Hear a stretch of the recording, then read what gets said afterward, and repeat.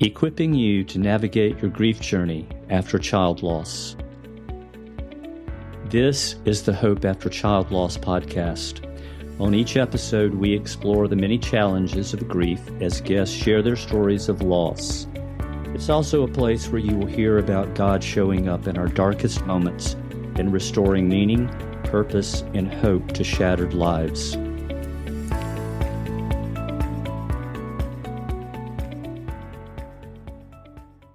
Well, hello, and welcome to another episode of the Hope After Child Loss podcast. I'm Greg Buffkin, and I'm so glad you could join us for today's episode. Today, my guest is Heather West. She and her family live in Michigan, and we're going to be talking about her story of the loss of not just one, but two children, and only 3 years apart. Two daughters, Adalyn and Maelyn. And now here's my conversation with Heather. Well, Heather, welcome to our podcast today. It is great to have you. Thank you so much for having me. Absolutely. Heather, if you've ever listened to any of our episodes, you probably know already that at the outset, I always give my guests an opportunity just to share something about themselves or about their family. So if you want to take a minute or two and do that, the platform is yours. Okay. My name is Heather, like Greg has already introduced. I have my husband, whose name is Russell, and we have our two beautiful children here on earth and our two beautiful children that are in heaven. Good. Well, welcome to normalcy. When you said that it's some days it's good, some days it's not so good. Yeah. I think that probably is the way that it will be for the remainder of our lives. Yeah. And that's okay. Yes. Because it's a way that we remember our children. Absolutely. And, so we can still have joy even when those sad moments reappear at times. Absolutely. Yeah. Well, Heather, why don't we dive into your story at this point? And, I'll give you as much latitude as you like in just taking us back, because I know that you guys lost Adalyn, your sweet daughter, just as recently as 2017. So it hasn't been that long. Yeah. And then it was just, I believe, 3 years later that you lost another very sweet daughter, Maelyn. Yes.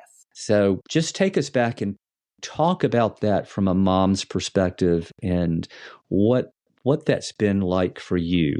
Yeah. So I think when we decided to have children, we had been married and traveled and done all the things that we wanted to do. And we finally had decided to have children. So we were in a very excited stage. I hate saying this. I don't think I realized that children could die. I know that sounds really uneducated, but I was just so happy to find out the gender and have all the baby showers and all that kind of stuff. So Sure. We didn't find anything out prenatally. So when Adalyn was born and we realized after birth that she was sick. As a mom, it makes you feel, it was a really hard journey because we were with her in the hospital for 8 months. So I held on to all this hope for a very long time. And then, my life was focused on caring for her. But once she passed, I think as a mom, it makes you really feel like a failure. And I don't know, you feel like your body fails you. You feel like you're not capable of having a child, and you go through all those emotions. And then I can remember kind of healing from that, and then our Maelyn passing and kind of going back to those same feelings of, oh my gosh, what's wrong with my body? Oh my gosh, I want to provide this for my family so bad. And Right. I do. So how did you deal with those feelings of guilt, Heather? Because you know that obviously it's false guilt because you had nothing to do with the loss of either of those sweet girls. I think I dealt with it, with Adalyn. I didn't seek therapy because I thought I could do it myself. So Right. that's how I dealt with it with Adalyn. I surrounded myself with a really good group of mom friends that had all lost within the same year. We just had all kind of come together and within like 3 months of my loss, we all just said, let's book a cabin in the woods and get together for a weekend. And we did. And, I think sharing our stories and talking to these other moms and having that community helped me feel, and it just made me realize there's a lot of other children that unfortunately die, and it's none of our faults. And, researching and looking into things and, giving myself facts. I think I needed facts to be able to go, okay, Heather, a baby's heart is developed in the first couple of weeks of utero. You didn't do anything to injure their heart while you were pregnant, or, so I think I needed those facts to help me get through it. And of course, my mom's. Yeah. And I wanted to circle back to something that you said a minute ago, because I think it emphasizes the fact that when you said that you really didn't think that children die.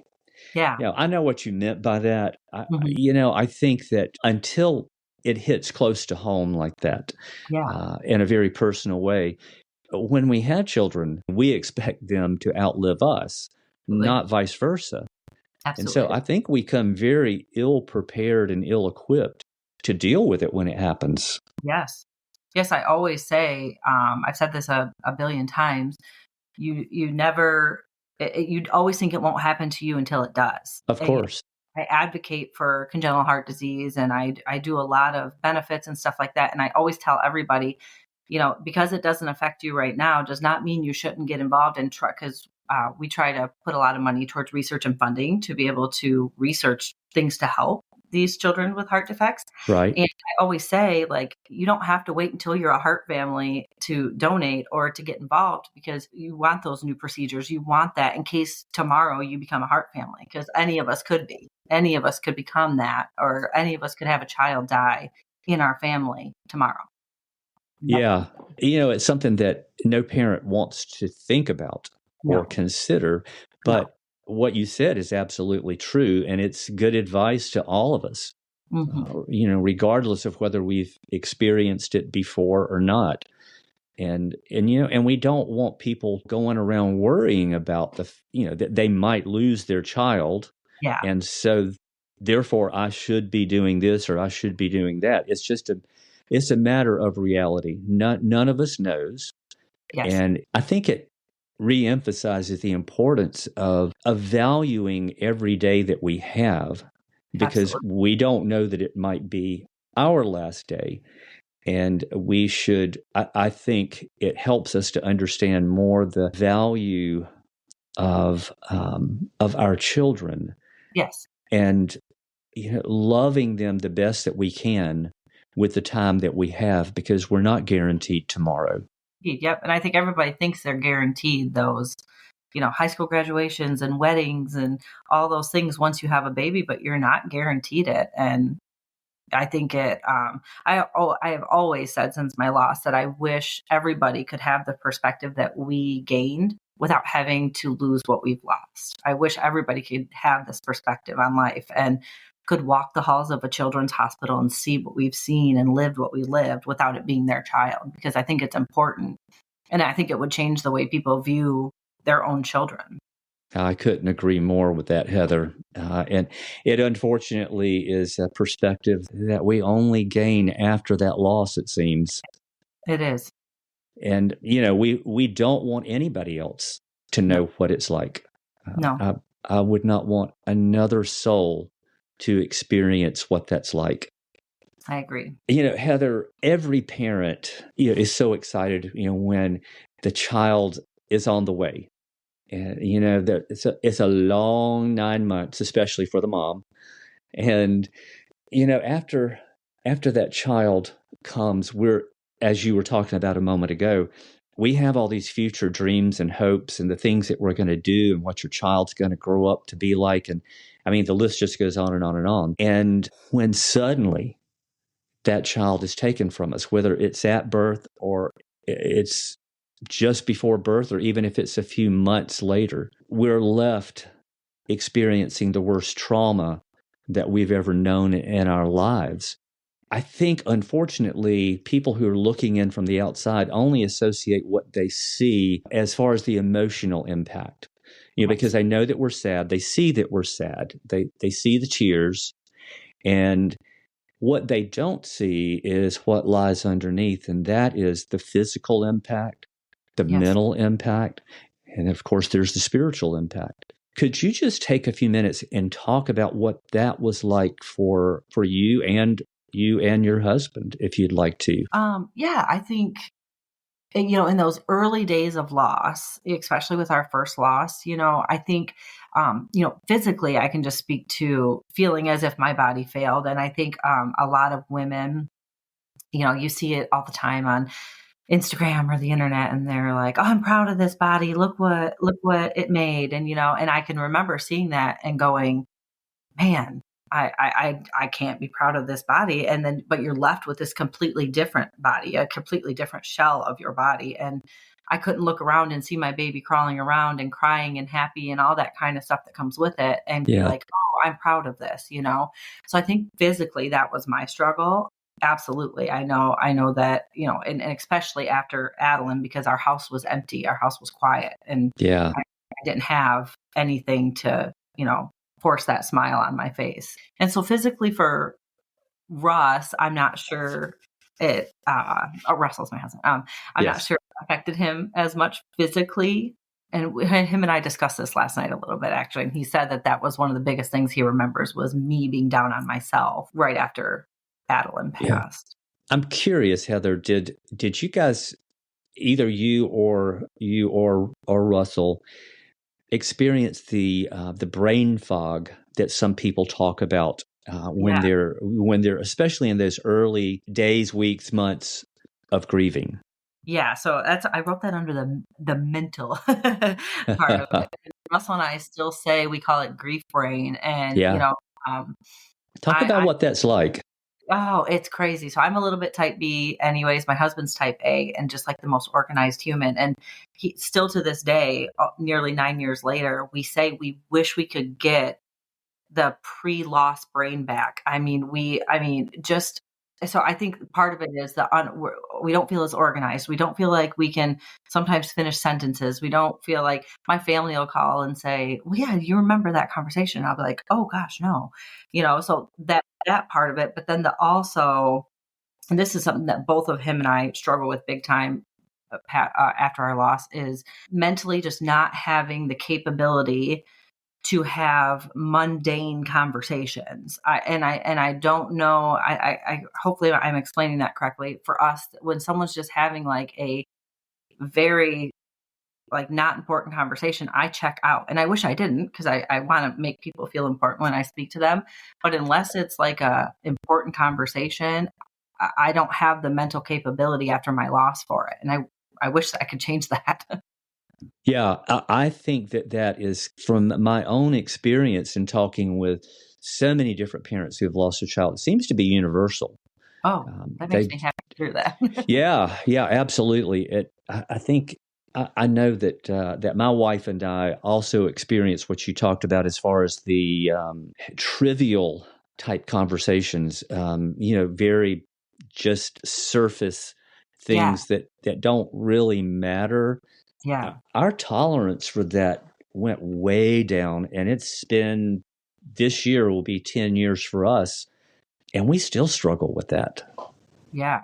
I'm a hairstylist, and I couldn't go back to work. And I do still do friends and family that know my loss, but I tried, and listening to people in their mundane conversations, or their complaining about things that really, I found myself literally wanting to say, "Children are dying and you're complaining about that." It was very hard for me to go back to a job where, mundane conversations is part of the job. And Right, I right. I've never gone back to in the salon working, because that was a big struggle for me and still is. Yeah, I understand that. And, I think grief has a way of really clarifying what's important. Yeah. Oh yeah. In some ways, I think it purifies some of the ways that we think and what we think about. What Yeah. what would you say to that? Yeah. I think it absolutely does. I think it purifies our thoughts, in the fact that, like, my husband and I have said this before, that like our thoughts are focused on things that like I don't think we would have focused on before our losses, as far as I don't feel like I have time for small talk, because like if I'm out and about, I'm going to be definitely looking at like that bird that fluttered by, or that butterfly that fluttered by, or the sunset, or the rock in the shape of a heart, or whatever. I feel like it just mentally made me slow down and appreciate things like that I would have walked right by in the past, because you're too busy and you're not, other things are important. Whereas it really puts that focus on slowing down, important things, what to focus on. Right, right. Over time, our grief does change. I mean, certainly anybody who's experienced this knows that unfortunately there isn't any expiration date on grief, but over time it does change. And it's not that time makes it better. We know that the healing comes from the Lord. Yes. It doesn't come from the passing of time. It does take away some of the sharpness of the pain that we experience early on. Yeah. So it becomes a little bit more of a chronic thing that always exists below the surface, and sometimes it rises up, as we talked about earlier. When you think about those early days and what life was like, and you look at your life today, how does grief look today as opposed to in comparison with how it looked back in 2020 and back in 2017 in that fresh season of loss? Is that a fair question? Yeah. Oh, absolutely. I think the way it looks for me, so and I think I had explained this earlier, definitely after Adalyn, it was all encompassing. I mean, I speak often to the fact that like I can remember at one point my family coming and being like, "You've got to get out of the house. You've got to get back." I mean, I shut myself in for a very long time and tried to work through that, whether that was healthy or not. So it was hard. It's still hard for me to even talk about that time, because it was a rough season. After Maelyn, I had a living daughter, and so it was definitely a different grief journey in the fact that like I had to be her mom still.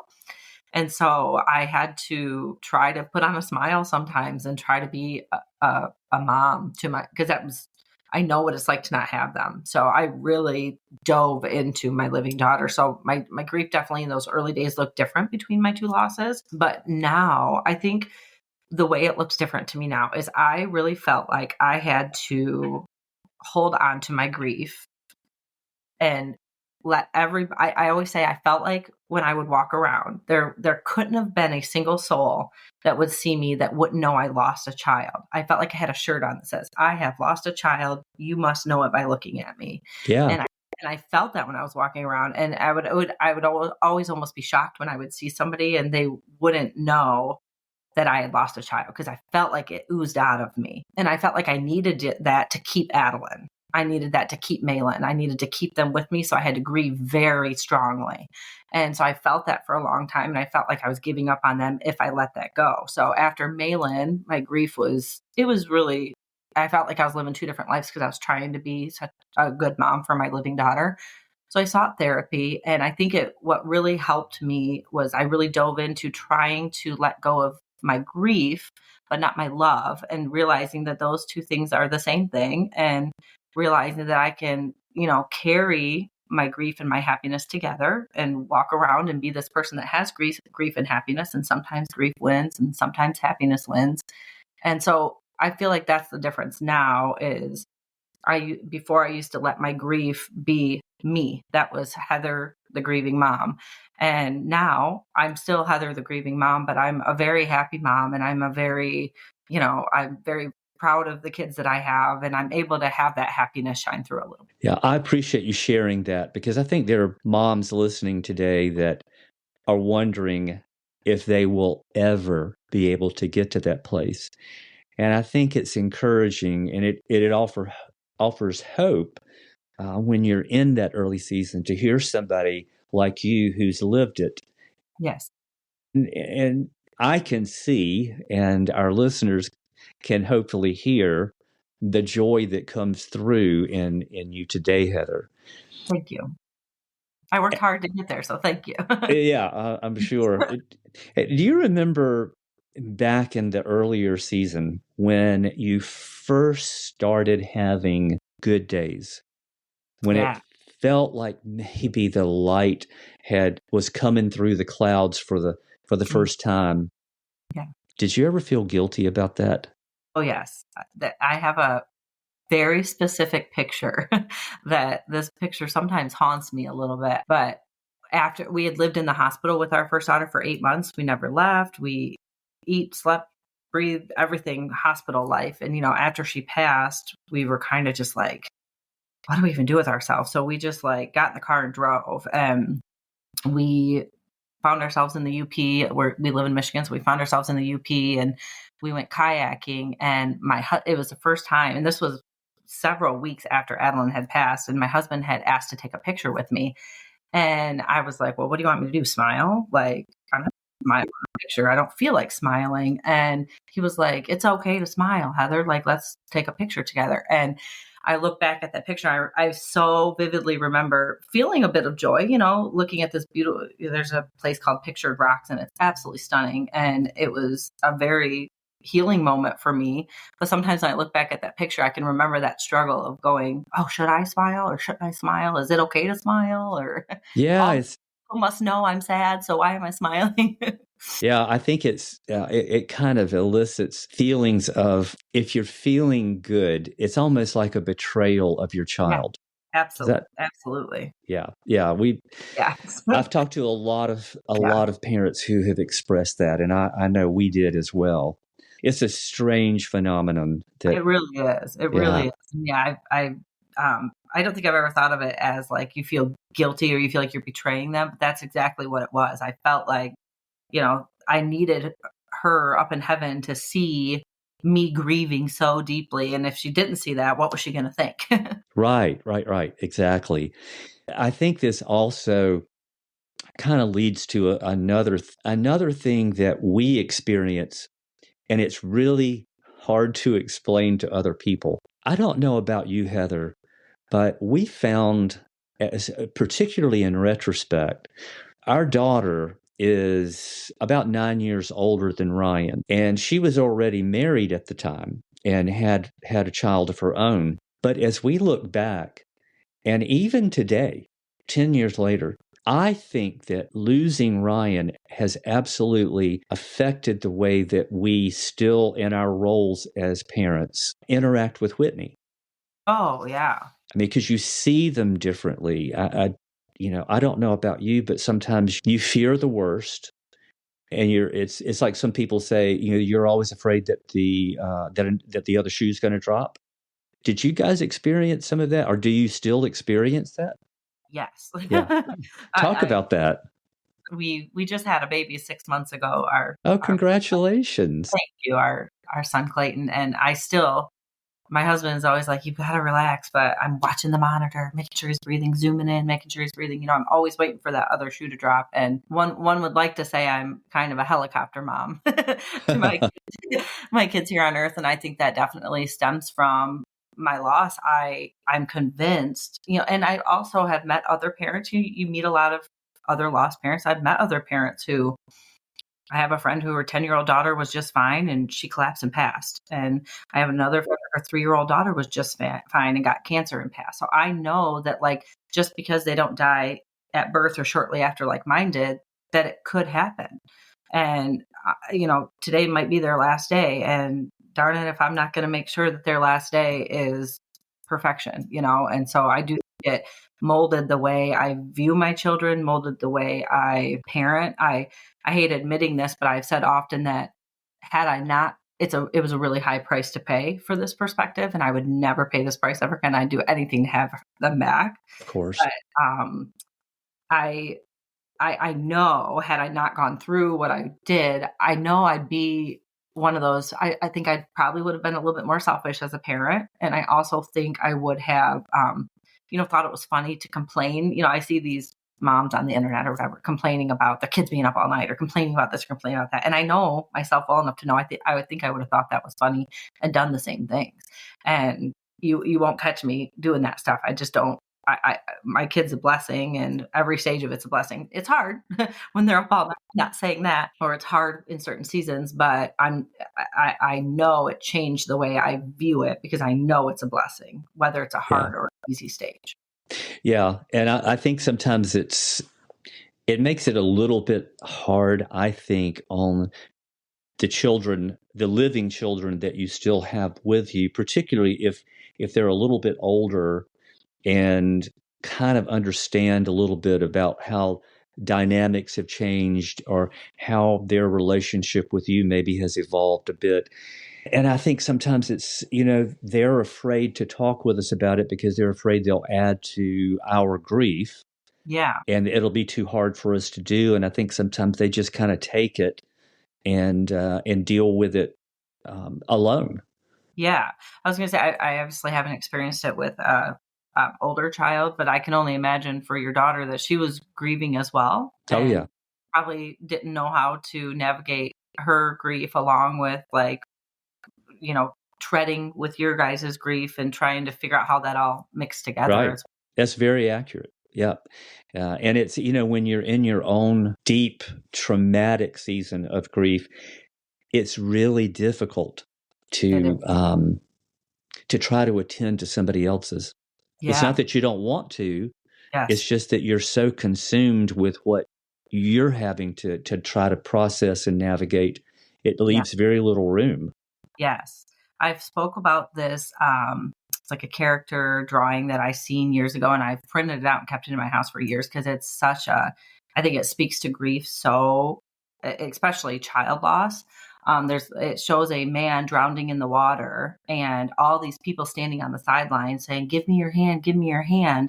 And you can't give anything. You're drowning. You truly can't give anything. And then it shows a person treading into the water with them and saying, "I'll take your hand." And that illustration has always touched me because I know that like in my earlier time, I couldn't even tend to my husband. I remember like him and I trying to figure out our grief together and me being like, I don't even understand how you're grieving, let alone how I am. And just having someone to say, I'll take you, I've got you. Let me sit in this grief with you rather than, give me what you can. You can't give anything. Right. Right. I hope this is not too personal of a question, but for you and your husband, Yeah. how were you guys able to navigate that whole issue that you just described where, you're deep in each of you is deep in your own grief, and men and women process things so differently. So moms and dads navigate things very differently. And of course, that includes grief and Yeah. trauma. Yeah. So, how did you guys hold out a hand to each other while still trying to figure out how you were going to survive that? Yeah. So I've said several times, I think grief is the most selfish thing you'll go through in life. You have to be selfish to survive. And that probably sounds bad, but in order to navigate yourself and navigate literally taking that next step, you have to put yourself first and foremost. And I can remember in the very beginning, kind of looking at Russ going, man, he's not even grieving. I can't figure this out. Like he wanted to get right back to work. He needed to get back in his routine. And I remember being almost offended. And I can remember having a conversation with a friend that said, have you ever read the 5 Love Languages book? And I said, oh yeah, early in our marriage we did. And she said, well, Heather, love is grief and grief is love. Did you and Russell have the same love language? And I said, oh God, no, we didn't. Ours were polar opposite. And she said, your grief language is different too. She said, your love language and your grief language is going to be completely different. So just because Russell grieves differently than you, just like Russell loves differently than you have to meet him where he's grieving and where he's loving. And I remember that really flipped a switch for me personally. And Russell and I have always had a very open marriage and we talk a lot. And so I remember sitting down and having that conversation with him, like, hey, I realize we're grieving differently. And, how can I help you in your grief? How can you help me in my grief? And we just kind of navigated through it in that fashion of realizing, I think that's the biggest thing is realizing that you're going to grieve differently and meeting that person where they're grieving. Yeah, I love that. And I think that is so important. And I love what your friend said about grief language.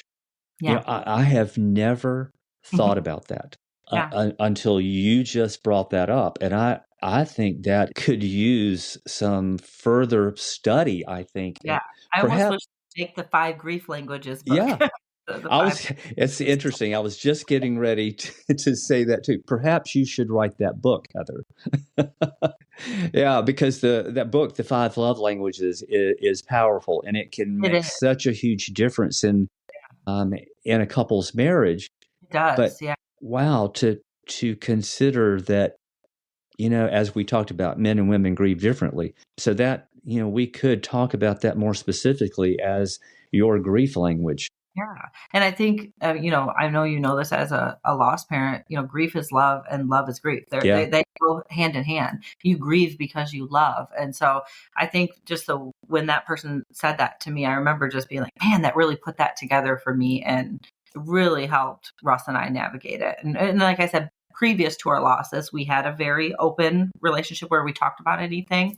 And I think those open lines of communication. And even after, I can remember after I sought therapy with Maelyn, Russ doesn't believe in therapy or doesn't think it's for him. I don't know what way it is.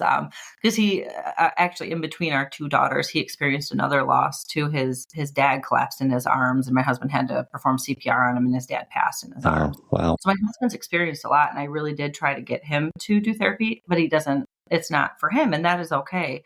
But I would go to my therapy sessions, and then nearly every time that night after my therapy sessions, Russ and I would sit down and have our own therapy sessions from my conversations with my therapist. And I think he always tells people I'm his therapist. And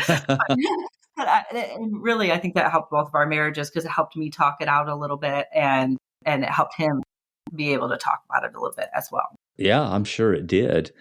Heather, over the past 8 years, what surprised you the most about grief?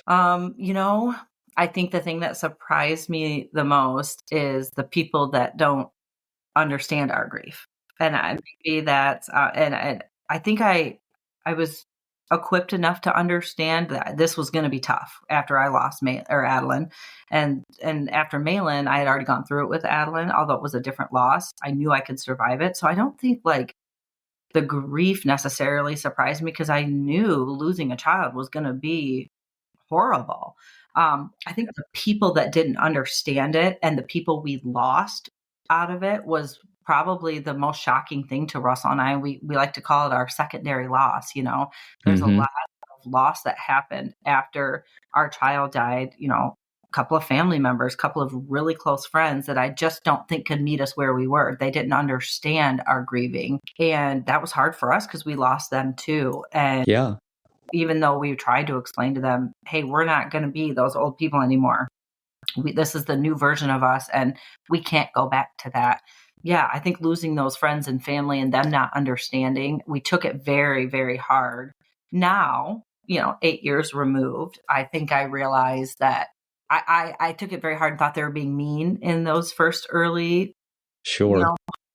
Now, as I'm removed, I do realize that it's kind of like when people say those silly things to you, like everything happens for a reason or God needed people Right. say things. It's kind of like that. They don't mean it to be mean. I think they don't know what to do. And so I've realized these friends that were in my life for a season before my losses, they're not in my life for this season, and that's okay.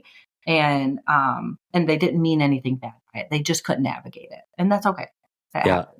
And it takes us a while to get to that point, doesn't it? Absolutely. Because it hurts so much, because it feels a little like betrayal, because you think, we're the same people that we were, but the truth of the matter is we're never the same people again, are we? It's almost like you want to believe that you will be that person again. I think in the beginning I thought I would go back to who I used to be. I don't know if you felt like that, but I wanted to believe that I'll get back to the old Heather. I'll get there. And I started to realize that there is just not possible. No, it's really not possible. And, we're like we're thankful that there were people who didn't understand it. Of course, you can't understand it unless you've been there. But they gave us so much grace and were patient to always listen whenever we wanted to talk and wanted to share. Even years down the road. It doesn't have to be right after the loss. Say our kids' names 8 years later, 10 years later. Absolutely. Because one of the things that parents fear the most is that other people will forget their children. Yep. So whenever you hear your child's name, it just brightens up your day. Absolutely. I always say, like, like you said, for anybody listening that hasn't experienced that loss, I always say, for a lifetime, the best thing you can do is continue to show up for that person. And I don't mean in the physical show up. I mean, show up as far as if you are thinking of their child and what they've gone through, send that text, and don't expect a text back. Just say, hey, I'm thinking of Adalyn right now and I want you to know that. Or, if you know that anniversary date, drop a Yes. coffee on their porch and walk away. Show up in a fashion of, hey friend, I remember your child with you. And it's the best thing I have, and I wanted to say this when you said this earlier, because I think it's so true. For all the people that I did lose, there was tenfold people that shocked me that were from my childhood, even a kindergarten friend who has stood right by my side 8 years later and is still sending stuff to me and saying things about my child. And that was a shock for me. There's people that you don't expect to be there for you, that those outshine those people that you're going to lose. Don't you love those kind of shocks? Oh, I love that. Yeah, absolutely. It helps. It gives you that hope, and it helps you does. get through that next minute and take that next step. It really does. It does. Those people have no idea how much it means, do they? No. Yeah. And even if you tried to explain it, I've tried a couple times to two friends in particular have just really showed up for me. And I've tried to say, like, you don't understand how rare it is that you've done this. And yeah, I hope they understand. Yeah, they probably don't. Yeah. but that's okay because you do. Yes, exactly. Exactly. So let me ask you this, and this is you have talked about some of this already, but I just want to give you another opportunity to address this. On our podcast, we try to refrain from ever giving advice because I'm not a counselor. I'm not trained to do that. And as far as I know, you aren't either.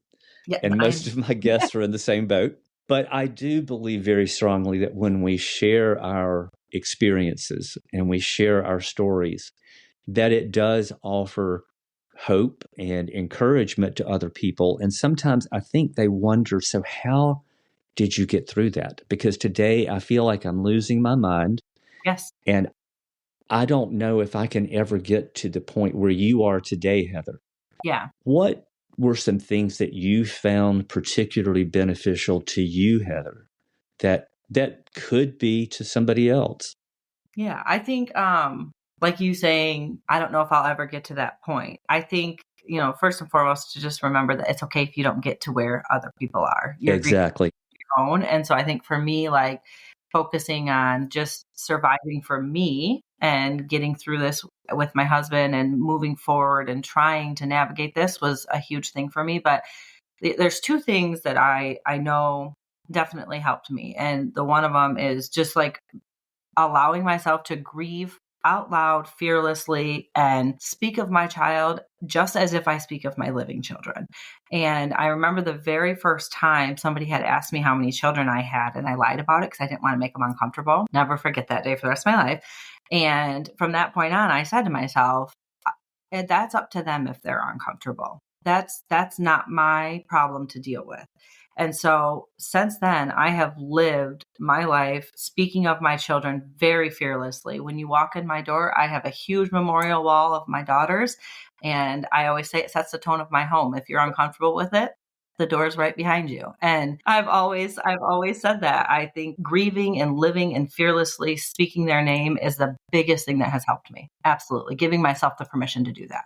That's my first token of advice. And then the other thing that we did, and this was while Adalyn was still alive, but we had so many people come out of the woodwork and people were throwing benefits for our daughter and doing acts of kindness and doing all these things. And my husband and I just kind of felt like we wanted to do something to capture that and keep Adalyn's legacy alive. So we had created these kindness cards, and we go around still to this day and do random acts of kindness and leave these cards with the hopes, and it says pay it forward. Actually, I brought one so I could show you, but they're these little Adalyn cards, and they say like, add a blessing, add a smile, Adalyn. It says, you've been the recipient of a blessing from Adalyn. It's got like our little Facebook page and stuff. And I love that. that has helped me is we do these random acts of kindness, and it says pay it forward. So people will pay them forward. And I tell you what has healed me so much is, living out Adalyn's mission and Maelyn's mission of trying to make this world a kinder place. And then getting these messages from people that will say, I'm in California and I received Adalyn's card and I just want you to know I'm praying for you. Or I've even had one from Germany. I'm in Germany and I received Adalyn's card. And, it's really helped me to know that like her name is still spreading through this world. Wow. Those are such good words, Thank Heather. you. I appreciate you sharing that. I absolutely love that. Thank you. Heather, it has been such a joy and such an honor to have you as my guest today. I think that as our listeners hear your story and hear where you are today, I think that it's going to offer a lot of hope and a lot of encouragement to those grieving parents. Thank you so much. Thank you for just being so transparent. And I think it takes a lot of courage to come on a podcast and speak in front of people who could be in other countries listening to you and hearing your story. So thank you for doing that. Thank you for opening up your podcast. I think what you're doing is amazing. Honestly, I think it helps more people than you probably even realize. Well, I am privileged to be able to do it, and we will give credit to the Lord for all of that. How about that? Yes, absolutely. Thank you again, Heather. Thank you. Thank you so much.